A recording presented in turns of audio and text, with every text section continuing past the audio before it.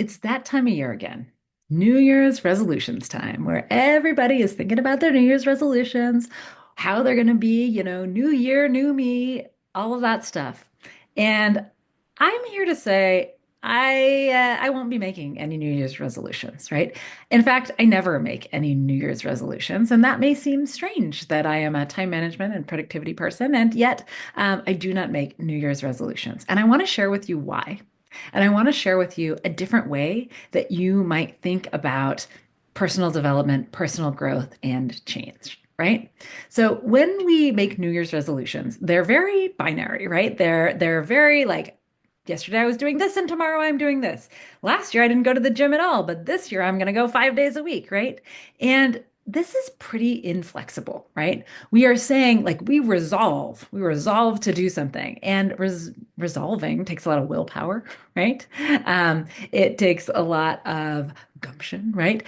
And I don't know, that's hard, right? Things happen during our days. Things happen that make resolutions something that we don't stick to. And it's not just me. It's not just me. Because do you want to know the date that most New Year's resolutions have been abandoned? Think about it. It's February 1st, right? Most New Year's resolutions only last for a month. And after that, we throw in the towel and we're like, ah, it didn't work. I guess we'll try again next year, right? And I don't like that. One, I don't want to fail so quickly. And two, I want to make sustainable change, realistic change over time. And in order to do that, resolutions just don't do it for me, right?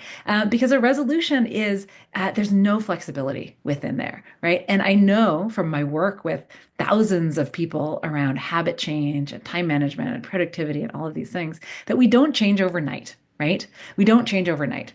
And so if we want to have sustainable change, then we actually need to take it a little bit slower, right? And maybe that doesn't feel so great at the beginning, but that's what we want to do if we want these things to change. Now, you might be thinking, do I not even have any goals? No, of course not, right? I mean, I have goals. I think goals are great. You want to set goals, but you don't want to have it be so inflexible, right? You want to think about it a little by a little, right? What can you do a little bit by a little bit? And one thing I like to think about is just directional change, right? Am I doing more of the thing that I want to be doing than I was yesterday or last year or whenever, right?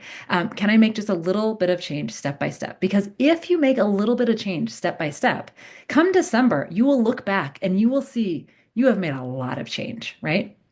But if you've abandoned your resolution by February, you're probably just saying, well, better luck next year, right? And so that actually is kind of self-defeating because we don't make nearly as much progress. We don't make nearly as much change as we want to make. But if you can approach it directionally and you can say, hey, I want to be headed over there. I'm not exactly sure how I'm going to get there, but I'm going to take one step at a time, right? We also might want to think about, what are the lead indicators versus the lag indicators? So lag indicators, resolutions are usually built on like lag indicators, right? I want to lose 10 pounds or whatever, right? Lead indicators are the things that we do to get there, right? The things that we actually have control over. So if you say want to get strong, let's say that you have a goal of, I don't know, you want to bench press 100 pounds or something like that, right?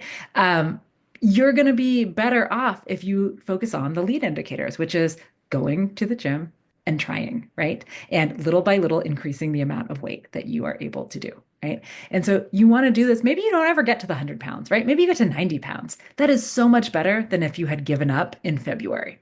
And so I want to just share with you this kinder, gentler approach, the more likely to succeed approach to self-improvement, right? And this is not to resolve, do a complete 180 from where you are right now, but to think about your goals this year and your self-improvement this year from a perspective of what can I make tiny changes towards that will get me there in the long run.